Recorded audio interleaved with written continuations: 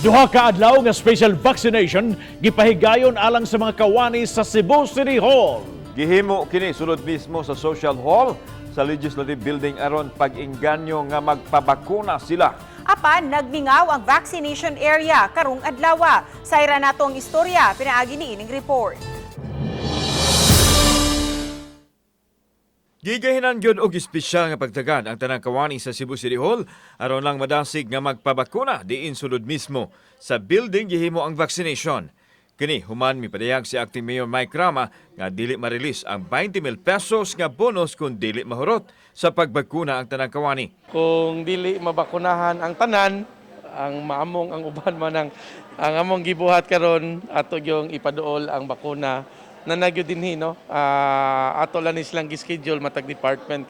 Si Walter na assign sa CCTO miangkon nga hadlukan og dagom labaw na sa bakuna busa nalangan siya sa pagpabakuna. Apan mas nahadlok nga way madawat nga bonus maong nakahukom siya nga magpabakuna. Nadlok ka yung dagom good. Mas makahadlok na. Mas kuyaw na. Pero nahadlok ka. Ana ka sir. Ngano man? Sa mga di maayong kuan, mga negative nga unahon na. Samtang nagdagan ng oras gipanglaay ang mga vaccinators tungod kay wa na may kawani nga nagpabakuna.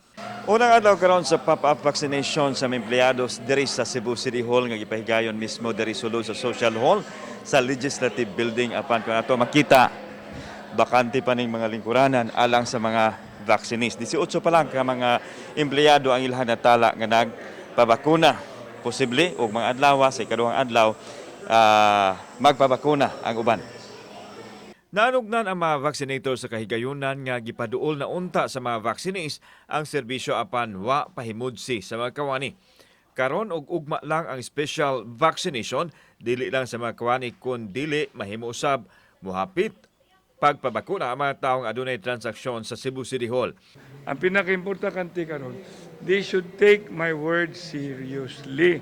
85% na sa mga City Hall employees ang nabakunahan. The intention is massive vaccination.